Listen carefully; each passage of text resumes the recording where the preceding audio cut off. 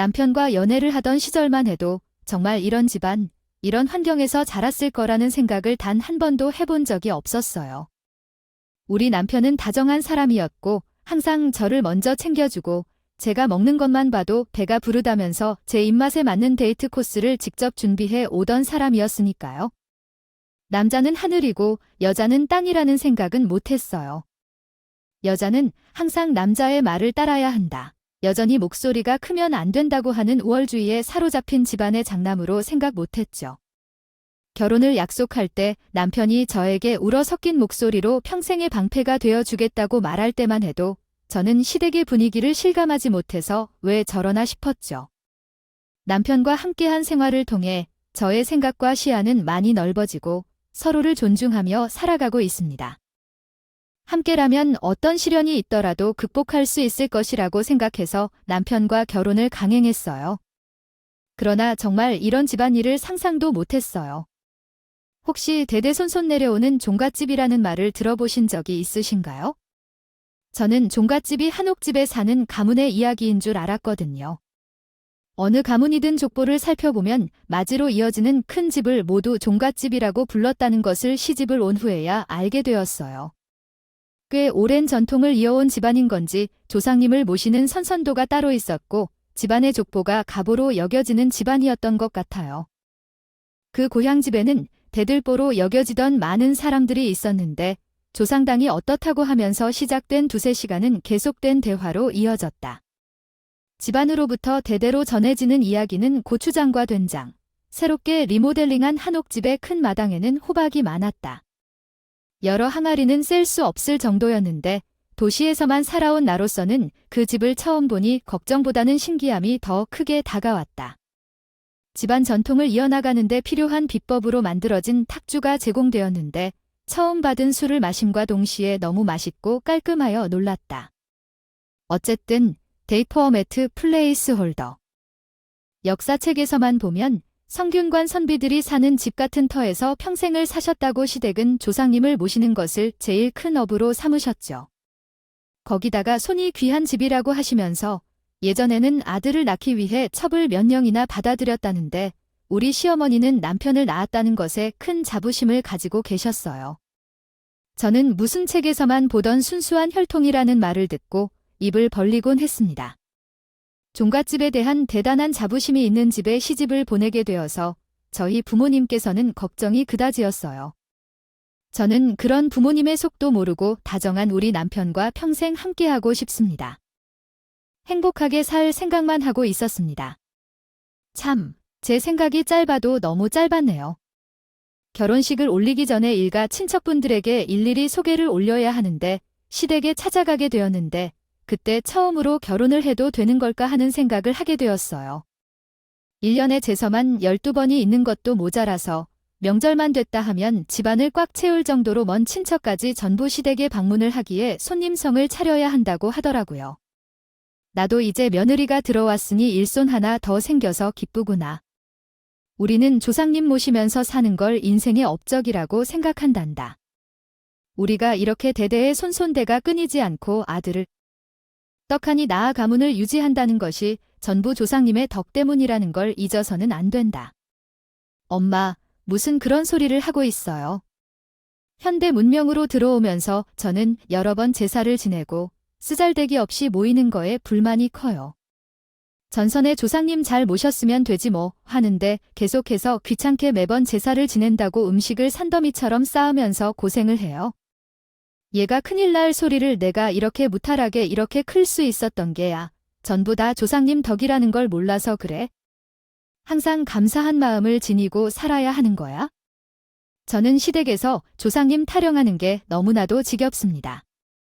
부담스럽기는 했지만 그래도 남편을 믿고 결혼을 결심했어요. 그러나 결혼식 준비부터 삐걱거림이 멈추지 않았죠. 일반적으로 결혼식을 상상할 때 어떤 것이 가장 먼저 떠오르시나요? 웨딩드레스를 입은 신부가 떠오르시죠. 제가 입어보고 싶었던 디자인의 웨딩드레스를 상상했고 방식, 분위기는 전부 머릿속에 그려두었어요. 남편과 함께 식장도 알아보고 드레스도 고르러 다니면서 노력했는데 시댁에서 큰 이야기가 벌어졌어요. 장녀가 외국에서 하는 결혼식을 모방하려고 한다는 이야기를 하더군요. 올해는 늘 전통적인 혼례로 결혼식을 올리니 그런 줄 알아라 라고 말씀하셨어요. 준비는 집에서 다 알아서 하고 있으니 며느리로서 결혼식 날 친척들께 와주셔서 감사합니다 라고만 인사나 잘 어울리면 된다는 말이에요. 남편과 나는 매우 당황했지만 결혼식 준비에 전혀 관여하지 말라며 호통을 쳐주시는 시부모님을 막을 수 없었어요. 우리 부모님도 자식들이 원하는 대로 결혼식을 준비하게 두자고 의견을 내셨지만 완전히 무시당했어요. 대신 결혼식에 들어가는 모든 비용에 대한 걱정은 하지 않게 해주겠다고 전통 혼례에는 꼭 고수해야 한다고 하셔서 결혼식 날 평생 한번 입어볼까 말까 한 드레스를 입지 못했어요. 좋은 것만 즐겁게 하되 며느리다운 모습으로 결혼을 해야 하니까요. 애드 트랜지언트들이 어서 예쁘다 예쁘다 해주실 것 같습니다. 봐주시는 거야 평생 복을 그날 다 물려받는 거라 생각하렴. 웨딩드레스에 번쩍이는 티아라를 써서 결혼식을 올리고 싶었지만 저는 색동 한복에 연지곤지를 찍고 맞절을 올리며 결혼식을 했어요. 제 친구들까지 전부 기괴한 얼굴을 하며 제 한복을 쳐다보는데 정말 신부 입장부터 고개를 절 수가 없었어요. 볼에 찍힌 연지곤지가 얼마나 웃겨 보이던지 결혼식 날 한 번뿐인데 저만 웃게 되어서 눈물이 다 나더라고요. 그래서 결혼식을 올리자마자 손이 귀한 집 뒤라고 하더니 아들을 낳아라는 압박에 시달리게 되었어요. 우리 집안이 대대손손아들 쪽이 귀한 집안이라 딸들만 줄줄이 나타나 결국 둘째 부인이 될 아들을 기다리던 경우도 적지 않았다. 집안에 전해지는 전설 같은 이야기가 하나 있는데 말이야. 예전에는 우리 조상님 중 한 분이 뱀을 잡아 먹었는데 그 뱀이 아이를 가지고 있었다는 얘기를 했다니 뭐냐? 아유, 어떻게 뱀을 잡아 먹을 생각을 하셨을까요? 정말 징그러워요. 예전에는 뱀을 구워 먹으면 평생 병이 없어 건강하다는 소리가 있었어. 요즘에는 기생충 등의 이유로 뱀을 먹지 않는다고 하는데 어쨌든 그 뱀이 우리 조상님에게 대대손손아들을 가지게 못하게끔 저주를 걸고 죽었다는 이야기가 있다고 해. 그 이후로는 정말 아들이 싹 자라부터 난다면 역시 우리 아들을 얼마나 소중히 키웠는지 모른다. 그러므로 너도 안전하게 아들을 낳을 준비를 해야 한다. 나는 겉으로는 고개를 끄덕였지만 솔직히 속으로는 비웃었어요. 그게 말 그대로 전설일지도 모르겠다 싶었거든요. 뱀이 말을 하면서 저주를 걸고 죽겠다는 것은 현실적으로 불가능한 일이겠죠. 그런데 결혼식 당일 가족과 친척들 몇십 명이 자리를 차지하고 인사를 나누는데 정말 남자들이 눈에 띄게 적더라고요. 어디를 가도 대부분이 딸들이라니 어찌해서 아들을 낳으려 한다는 집도 있고 우리 집도요. 남편을 보시면 다들 귀한 아들이라고 하셨다고요. 시어머니는 바람이 불면 날아갈까 비가 오면 젖을까 하는 요상한 얘기들을 하십니다. 금이나 옥이나 올까 말까 모르겠다지만 그의 아들이 정말 귀하다는 것을 친척들의 행동만 봐도 알겠다고 하셨습니다. 연애할 때는 항상 저를 최우선으로 생각해주고 무엇을 하든지 제 편을 들어주는 사람이어서 그 아들이 얼마나 정성스럽게 자랐을지 상상해 본 적이 없었거든요. 그래서 먼 친척들은 우리 남편을 보고 한번 인사하고 싶다 하면서 연예인을 보듯이 감탄한다고 하셨습니다. 우리 딸이 너무 빨리 시집을 간다는 생각을 지울 수가 없어요. 그는 부족하지만 오랜 시간 함께한 아이이기 때문이네요. 답답하실지 모르겠지만 예쁘게 좀 봐주세요. 서로 아끼고 사랑하며 한 가족으로 다시 태어난다 생각하시고 모난 부분까지도 포옹해 주시길 바랍니다. 에휴, 걱정 마시지 마세요. 저희 집은 대대로 내려오는 종갓집 기후가 음식 비법도 제가 하나하나 성의껏 가르칠 겁니다. 저희 집안에 걸맞는 며느리가 될 테니 사부인께서도 안심하시고 지켜봐 주세요. 시어머니의 말에 저희 엄마의 표정이 싹 굳어버린 건 뭐 말 안 해도 아시겠죠? 대놓고 시집살이를 시키겠다는 말이나 다름없었으니 엄마의 걱정은 하늘을 찌를 듯 했는데 그때마다 남편이 안심을 시켜줬어요. 장모님, 저도 저희 집안이 너무 빡빡하고 굳이 하지 않아도 될 일까지 신경 쓰는 것 같습니다. 그러니까 제가 노력해서 우리 예쁜 마누라를 고생시키지 않도록 할 것입니다. 장모님께서 염려하시는 일이 절대로 생기지 않도록 항상 든든한 방패가 되어줄 거예요. 우리 친정 부모님은 남편의 당찬 포부에 한숨을 내쉰 것 같았지만 그래도 저에게 신중하게 당부를 하셨어요. 시어머니에게 책자 필짓 하지 말라고요. 아무리 봐도 보통 사람이 아닌 것 같다. 그러니까 저렇게 높게 평가되어 노사상이 강한 집에서 우두머리 역할을 하며 살아가는 것이겠죠. 내가 속이 어리고 온화한 면이 있어서 걱정되지만요. 그래도 김서방이 잘 막아줄 거라고 믿기 때문에 시집을 보내는 거야. 친정엄마는 끝까지 저를 걱정스러운 얼굴로 바라보셨는데 그때까지만 해도 전 별로 종갓집 며느리에 대한 어려움을 예상하지 못했기에 그저 실실 웃고 말았어요. 결혼식이 끝나고 나니 시어머니가 저에게 대놓고 이제 종갓집에 적응을 해야 한다고 하면서 저를 종부리처럼 부려먹으려 팔을 걷어붙이기 시작했어요. 저에게 지거 해라 저거 해라 하고 알지도 못할 일들을 시켜서 제가 당연히 처음 보는 종갓집 일이라 적응을 못하고 우왕좌왕 난리를 쳤어요. 아유 너는 도대체 친정에서 무엇을 배운 거야? 똑바로 일을 마무리 짓는 것 하나도 없구나. 어렸을 때 이런 일 한 번도 해보지 않고 자란 사람처럼 말이야. 당연히 해본 적이 없겠죠. 저는 그저 평범한 집안에서 태어났어요. 우리 집은 규율이나 제사 같은 것이 없었어요. 집안 대대로 난다는 선비한 분도 없었다는 소리를 그냥 받아들이고 있나 봐. 양반 집안이 아니니 당연히 이런 것을 모를 수밖에 없지. 답답한 며느리를 만나서 내 손만 더 바빠질 것 같아. 시어머니도 시집와서야 겨우 해봤을 것 같은 일인데 처음 해보는 나에게 너무 빡빡하게 하는 것 같아. 행복한 소식이었죠. 남편이 씩씩거리며 다가와 제 편을 들어주면서 시어머니에게 화를 냈어요. 엄마, 다들 처음엔 못하는 게 정상 아니에요. 다른 집 며느리들에게 관대하게 대해주던데 왜 엄마만 며느리에게 그렇게 하세요? 차근차근 알려주면 되지 않나요? 왜 며느리를 무시하고 성질을 부려요? 남편이 제 편을 들어주니 시어머니가 입을 삐죽이며 다들놈 키워봐야 소용 하나도 없다고 중얼거렸어요. 그래도 다행인 점은 결혼한 지 2개월 만에 뜻밖의 임신했다는 거예요. 이미 손이 고생하는 집이었는데 저가 임신했다고 하니까 시부모부터 친척까지 기뻐했답니다. 잔소리를 뚝 끊고 여왕을 모시는 것처럼 대접을 해주기 시작했다. 이제 정말 제가 나라를 하나 세운 기분이 들더라고요. 먹을 것부터 입는 것, 자는 것까지 하나하나 신경을 써주시고 살펴주셨어요. 다른 것은 다 필요 없다. 아들만 나오면 내가 집도 서울에 아주 큰 것 하나 사주고 우리 집 땅도 나눠주겠다. 이것은 손이 귀한 집이니 건강한 아들의 손주 하나 더 안겨주면 내 평생 먹고 살 재산을 우리 며느리에게 다 물려주라. 남편네 집안이 아무래도 대대손손 명망 있는 종갓집이라고 하더니 물려 내려오는 재산이 꽤 되는 듯 하더랬어요. 조상님들의 묘를 전부 선선하게 모시고 있다고 했더라거든요.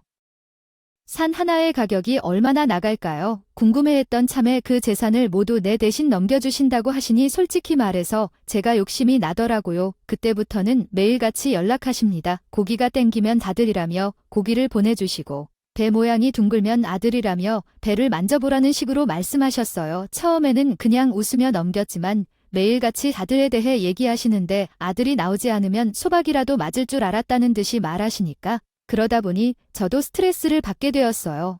결국에는 꿈속에서도 아들을 낳지 못해 집안에서 쫓겨나게 되었다는 상황에 처했던 것이죠. 얼마나 겁이 났는지 만약 아들을 낳지 못한다면 금발이 모두 깎일 것이라고 농담하셨던 그때 하나요.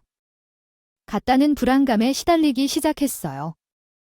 임신 주수가 16주를 넘어섰고 병원에서 저에게 은근슬쩍 파란색 옷을 준비하라는 충고와 함께 뱃속 아이가 아들이라고 알려주었어요. 저는 정말 하늘을 뚫고 날아갈 듯 기뻤고 이 기쁜 소식을 남편보다 먼저 시댁에 전했다니까요. 그런데 시댁에서 아들 타령을 하면서 제가 남편을 제치고 시부모에게 태아의 성별을 먼저 알렸겠어요? 라고 물으니 물론 시댁도 당연히 난리가 났죠. 아이고, 뭐라고. 뱃속에 있는 아이가 아들이라고? 아, 정말 병원에서 파란색 옷을 준비하라고 했다고 라며 내가 진정 복덩이구나. 내가 우리 집안에 순수한 혈통을 내는 게이야 하고 내가 이럴 때가 아니지 라고 했어요. 당장 서울에 올라갈 테니까 가만히 쉬고 있어라.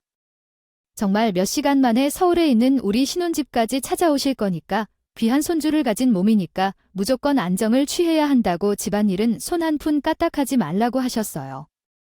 그 이후로 출산할 때까지 매주마다 올라오시면서 제가 좋아하는 음식, 보양식 같은 걸 죄다 준비해 주시고 냉장고 정리까지 손수해 주셨어요.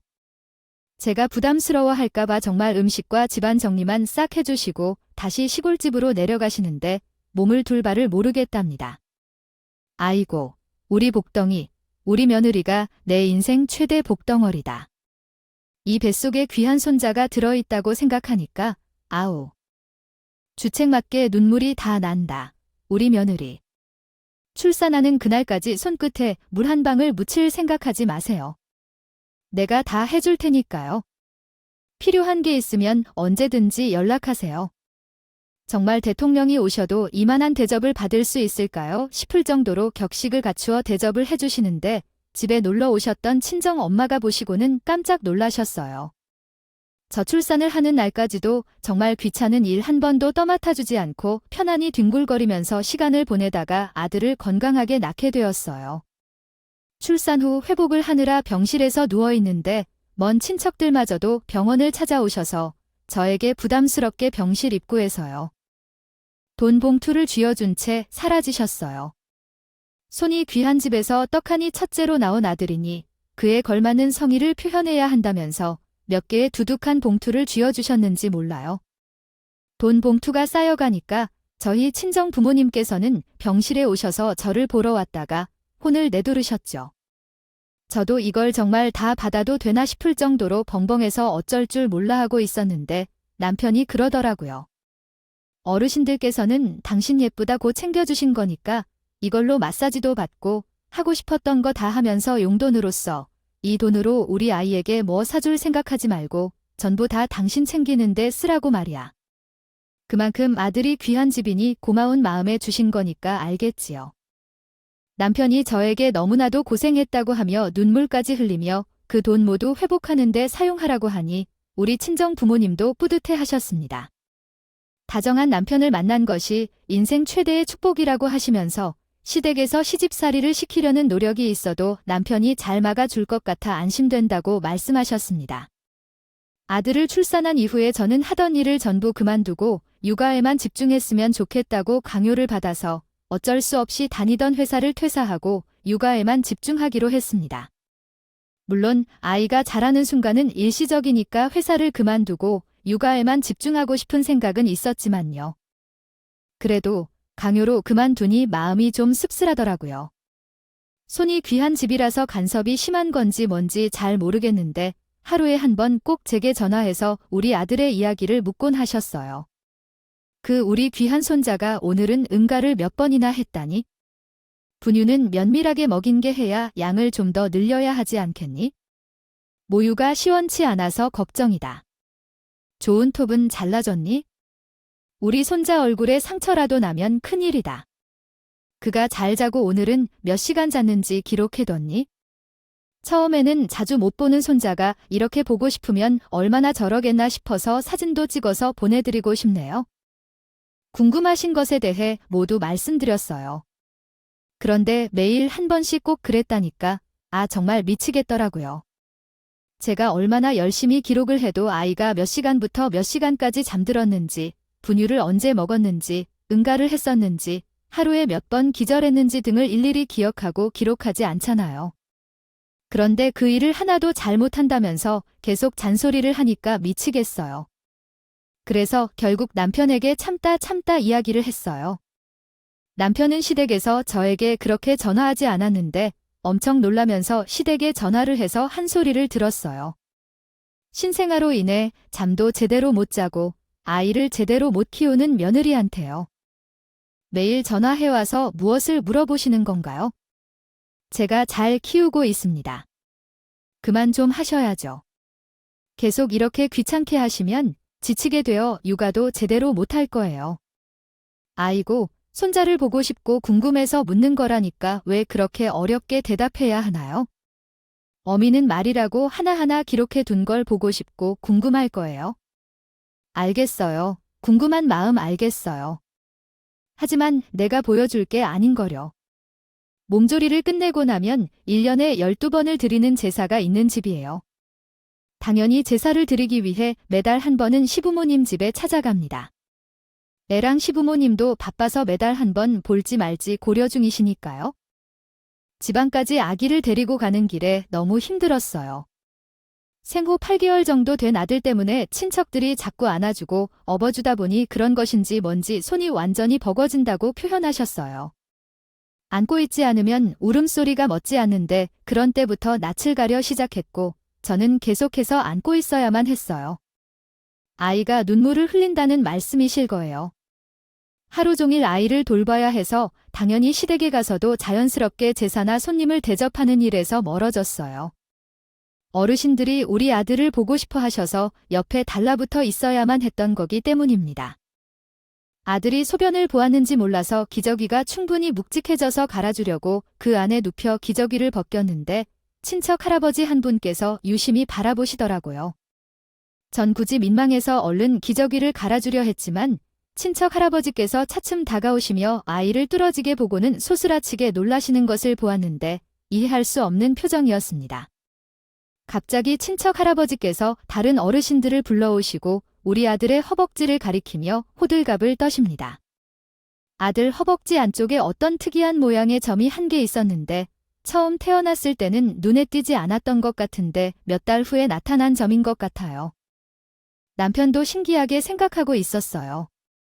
색이 너무 옅어서 그냥 점이라 하기에는 흉터처럼 생겼다고도 생각했었죠. 그런데 실제로는 절대로 없어질 흉터가 아닌 허벅지 안쪽에 있는 그 상처는 정말 인상 깊었어요.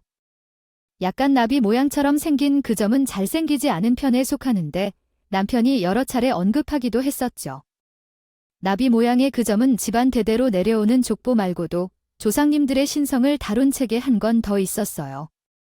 우리 13대손 조상님은 아주 유명한 학자분이셨고 그분도 허벅지에도 똑같이 나비 모양의 점이 있다는 기록이 있었죠.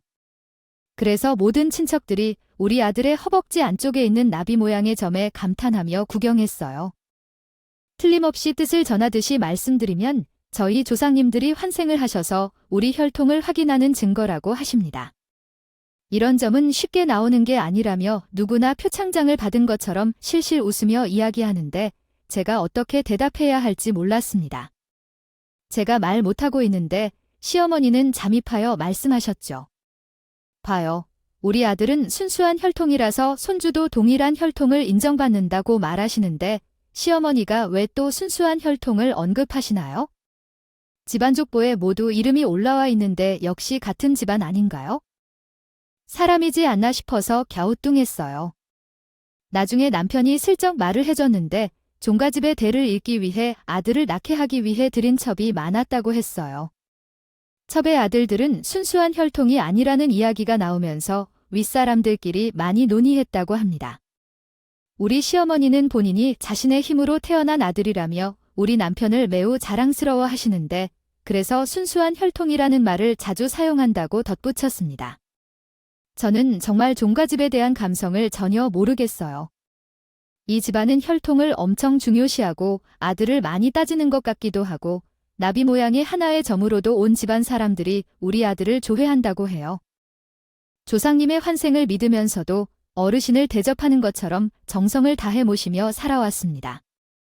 그러나 웃긴 점은 환생을 믿고 제사도 열심히 지내며 귀신까지 믿는 집안에서 우리 시어머니는 성실하게 매주 주말마다 교회에 출석하는 개신교 신자였다는 겁니다. 그만큼 회개할 일이 많은지 교회에서 열심히 기도를 올려도 시아버지도 이를 저지하지 못했더군요. 정말 이상한 일이 아닐 수 없습니다. 처음부터 교회에서는 제사를 드리지 않는 곳이라고 생각했기에요. 어쨌든 제 아들은 항상 제 곁에 붙어 있었기 때문에 제사나 손님을 위한 차려는 이래서요. 천천히 멀어지게 되었어요. 밥상이 차리자마자 숟가락 몇 개 옮기거나 그 정도만 하고 있었기 때문에 우리 시어머니는 조금 불편해하는 기색을 보였어요. 며느리가 들어와서 자신의 역할이 줄어들었을 거라고 생각했을 텐데 꼬마 손자 덕분에 자신의 역할이 전혀 줄지 않았기에 그랬겠죠. 그런데 아들이 커가면서 나와 멀어져도 잘 지내기 때문에 나에게 일을 점점 더 떠넘겨주기 시작했어요. 우리 아들이 자랑스러울지 모르겠지만 둘이 지난 후에는 천재같이 자랐는데 어색함이 없을 정도로 잘 자랐거든요. 바로 돌이 지난 다음에도 소변이 급해지면 바로 화장실 문 앞에서 서성거리면서 활약했어요. 변기에 소변을 보려고 했어요. 읽는 건 아니었지만 숫자 같은 건 구별할 줄도 알았고 주위에서는 빨라도 너무 빠르다고 하며 13대손 조상님이 학자였다는 것을 들었는데 그 피를 그대로 물려받은 것이라서 전제로 태어난 거라고 함께 신기해했죠. 어렸을 때부터 단어를 조합하여 문장을 말하고 한글을 뜨문뜨문 읽기 시작했고 4살이 되었을 때는 셈을 곧잘 했고 5살 때는 영어 단어를 읽었어요. 또한 할아버지를 따라 바둑을 두며 대백과 사전과 같이 문서가 많은 책을 보기 시작했는데 친척들은 다 함께 난리가 났어요. 우리 손자는 경제가 틀림없다고 하여 아이 바둑을 해야 한다고 했습니다. 필자의 문장을 읽거나 이해하는데 도움이 되지 않습니다. 요청하신 내용을 보다 명확하게 설명해 주십시오. 지구장창 제사상과 손님 성대하게 차릴 일을 해야만 했죠. 보다 못한 우리 남편이 저를 안쓰러워서 쉬게 해주려고 하거나 본인이 나서서 일을 하려고 치자 시어머니가 아주 득달같이 알아채고 잔소리를 퍼부렸어요. 어디 남자가 주방 문턱을 밟으려고 해 너희 집에서는 내가 뭐라고 다니는지는 모르지만 아니 내가 버텨가며 살아가는 이 집에서만큼은 절대 안 되라고 말했어요. 조상님들이 하늘에서 유혹을 하실지도 모르는데 남자가 이 집을 비집고 들어오려 하면서 나가라 엄마, 주봉이를 라고 했고 남자든 여자든 어디 계세요? 한 사람이라도 더 도울수록 빨리 일이 끝날 텐데 그러지 말라며 잡일은 제가 할게요. 이놈이 당장 나가라는 소리를 안 들려 하였습니다. 음식 비법들은 모두 어떤 식으로든 막연히 저만큼 가면 어릴 적 구멍옷에서 무수 싶어 할할 때 있는 게 아니 전해져 내려오는 거야. 너는 할 필요도 없고 알아서도 안 돼. 나는 태어나서 처음으로 육포를 직접 만들어 봤어. 소그림을 떼고 간장을 바르고 굽고 말리는 거야. 편의점에서 쉽게 사 먹었던 육포를 그렇게 만들어야 하는 줄 몰랐어. 정말 정성 들여서 일일이 다 타지 않게 굽고 말리는데 허리가 부서지겠다 싶었어. 모든 음식에는 정성이 필요한 법이야. 정성스럽게 준비한 음식은 간을 하지 않아도 맛있어. 그게 바로 손맛이라는 거지. 이렇게 하나 싶을 정도로 나를 괴롭히지만 일가 친척들이 모이면 30에서 40명이 거뜬히 모이거든. 그 설거지들은 어떻게 사용해야 하나요? 제가 시댁에 방문할 때마다 어떻게든 친정에 빨리 가고 싶다는 생각만 하게 되었어요. 하지만 시댁이 워낙 서울에서 떨어진 지방에 위치하고 있었기 때문에 보통 명절 당일에 제사를 지내는 것을 보면서 명절에 친정을 방문하는 것이 쉽지 않았습니다. 우리 친정은 시댁보다는 가까운 편이었지만 경기도 외곽에 위치했기 때문에 여전히 거리가 상당히 먼 편이었습니다. 1년에 12번 있는 최선의 날은 명절 때와 비슷했는데 친척들이 자주 방문하지 않았고 제사상도 간단하게 차리는 편이었습니다. 하지만 명절 때는 상황이 완전히 달랐어요. 실사 없이 우리 시간에 맞춰 방문할 수 있어요. 손님 상대를 여러 번 따로 차려야만 했고 또한 매번 새로운 얼굴들이 나타난다는 것에도 추가로 어려움이 있었습니다. 고종사촌이 누구고 당숙이 누구인지를 정확하게 기억하지 못해서 실수가 자주 있었어요. 6년이라는 긴 시간이 지났지만 아직도 친척들의 이름을 하나도 외우지 못하면 어떻게 해야 할지 모르겠네요. 마음속으로 며느리가 되어서 아들을 낳았다는 것에 너무 편애한지라 남편이 계속해서 친척들을 소개해주기 전까지 어려움을 겪었어요. 얼마 후 남편이 혼이 많이 난다고 생각해서 사진들을 가지고 와서 누구가 누구인지 하나하나 알려주어서 조금씩 외우게 되었습니다. 어쨌든 설날에는 춘종 집에 발을 딛지 못할 정도로 정신없이 바빴어요. 우리 아들의 얼굴 한번 보기 위해 친척들이 줄줄이 찾아오는데 그러던 중에 제가 제사상 하나 차렸답니다. 가 볼게요라고 하고 떠날 수 없어요. 남편이 그것에 마음을 먹은 것인지 미안해하는 것인지 추석 때는 어떤 일이 있어도 우리 부모님을 모시고 여행이라도 가자고 했었어요. 몇 차례 제사를 지내고 기다렸는데 이제 추석이 다가왔어요.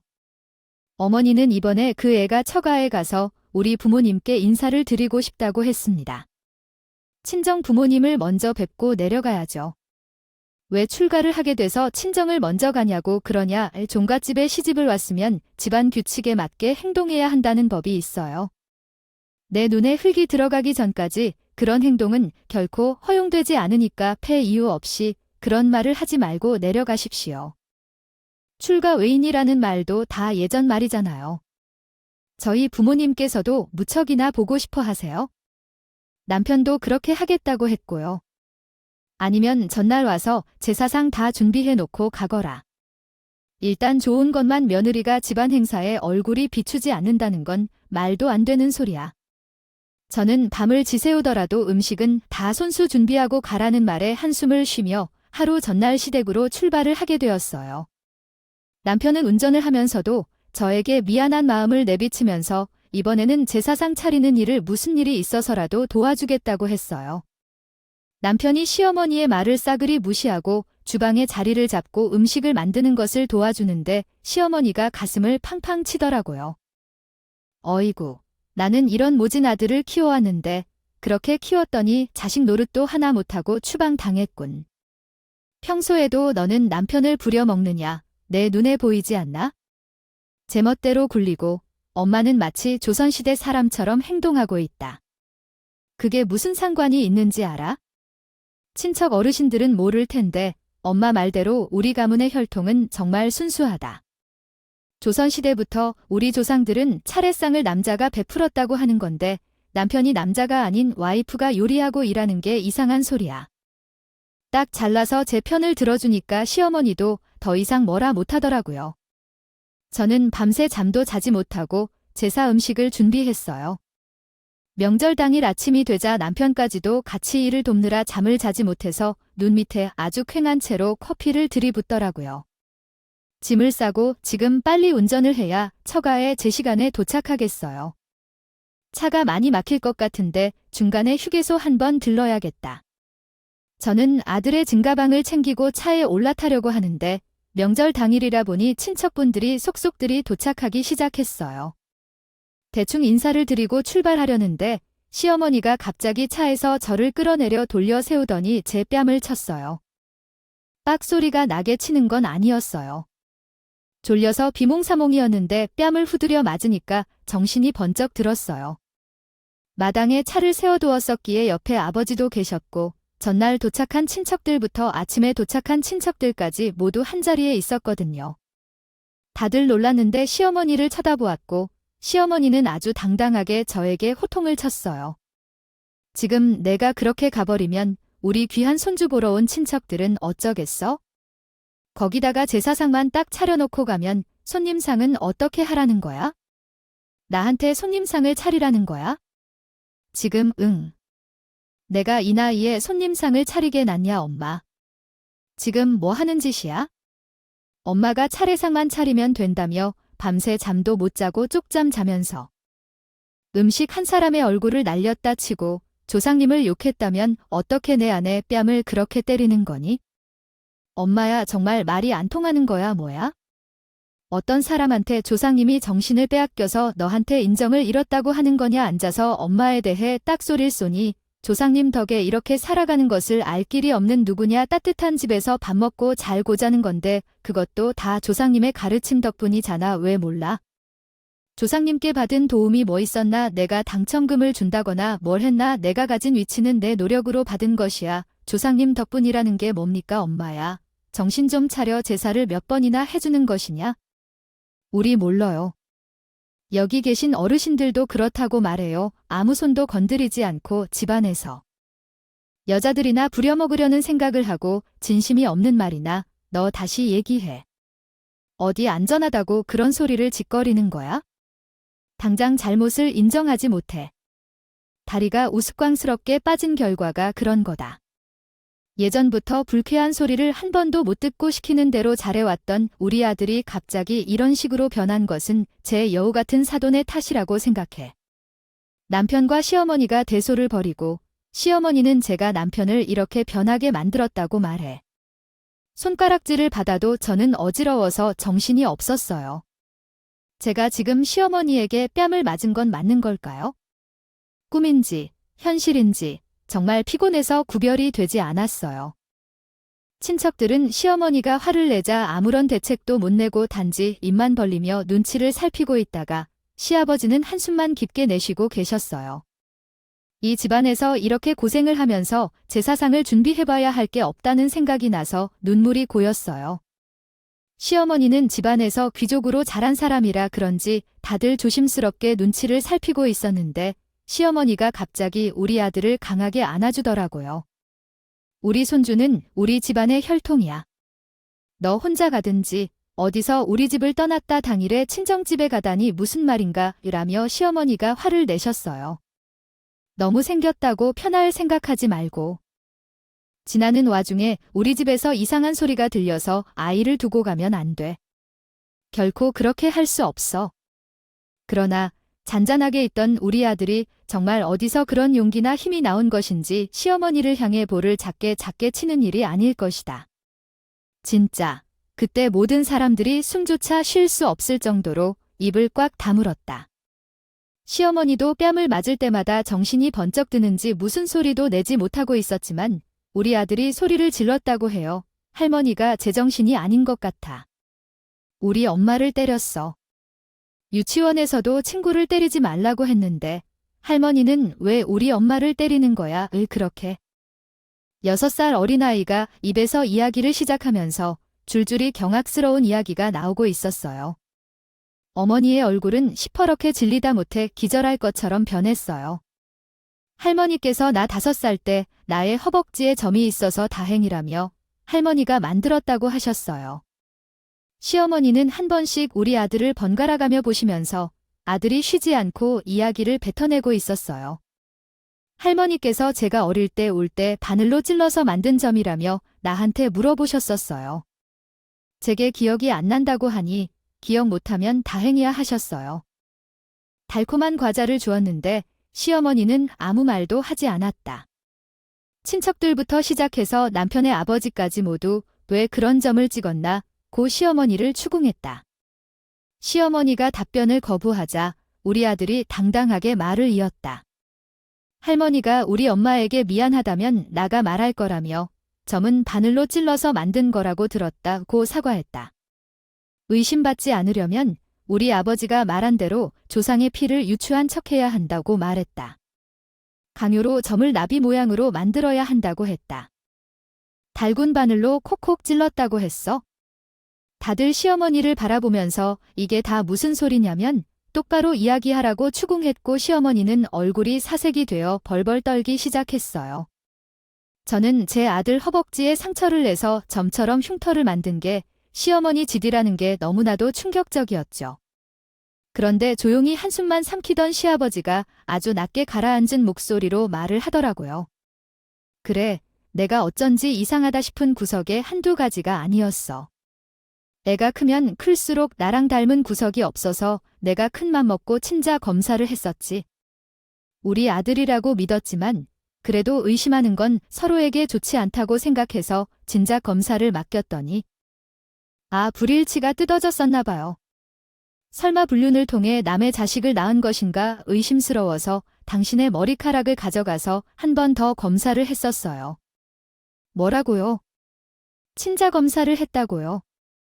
나에게 말도 하지 않고 특히 그런 짓을 내가 어찌나 화가 났으면 그렇겠죠. 충격적으로 당신과 우리 아들의 친자성이 일치하지 않는다고 하더라고요. 어디서 좋은 일인가 아니면 바뀐 일인가 산부인과에서 명확히 출산을 하였는데 당신이 임신했을 때 나랑 같이 병원에 가본 적도 있었는데 아이가 친자가 아니라는 것이 이상하지 않을까요? 당신이 성실하게 우리 아들을 키웠기 때문에 병원에서 아이가 바뀌는 일이 말끔히 일어나지 않았던 것으로 기억합니다. 알지 못하는 것이 약이라 생각하여 그냥 냅두고 있었어요. 당신은 다 아는데도 40년 가까이 모르고 있는 척했다는 거예요. 우리 아들과 다른 아이가 갈아 끼운 줄 알았지 아니면 당신의 속에 있던 자식이 딸일 거라 아들과 착각했다가 실제로 좋은 아이였어요. 그럼 우리 속에 있던 것은 어디로 사라진 걸까요? 남편과 제 친척들은 경악스러워서 아무 소리도 못 내며 시아버지의 얘기를 이해하려고 머리를 쥐고 있었어요. 시어머니를 향해 돌이나 무엇이더라도 던져주겠다고 말하며 직장을 하라고 소리쳤어요. 시어머니가 납작 엎드려서 살려달라고 빌렸다. 평생 속일 수 있을 것 같다며 잠을 못 자겠었다. 잘못하였습니다. 어르신들께서 제가 죽는 죄를 지었다고요? 잘못하였습니다. 조상님 어르신들께도 다 잘못하였습니다. 갑자기 흙바닥에 엎드려 눈물을 흘리며 손과 발이 되도록 비었지만 아무도 말을 하지 않았다. 특히 우리 남편은 그런 충격적인 상황에 눈물이 실려 그런 지체된 듯 했다. 본인이 친자식이 아니라고 한 사실을 알게 되면 당연히 충격을 받았을 것이다. 시어머니는 남편을 보며 미안하다고 속으로 소리쳤으며 결국 사건의 종지부를 만들었다. 진실을 말하기 시작했어요. 사실은 제 뱃속에 아이가 있었습니다. 정말 아들이었어요. 하늘의 맹세코 아들이었어요. 그런데 임신 6개월 차에 접어들던 날 사선을 하고 말았어요. 제 잘못도 아닌 잘못이 아니라며 사산은 누구나 할 수 있다고 했지만 눈앞이 캄캄하더라고요. 온 가족이 제 뱃속에 있는 아들만을 바라보고 있는데 어떻게 애가 사단되었다고 솔직하게 말할 수 있겠어요. 저도 임신을 했을 당시 시댁 식구들의 아들 타령에 스트레스 받았던 걸 생각해보면 시어머니의 마음이 이해가 갔어요. 암암리에 미혼 모두를 수소문하기 시작했어요.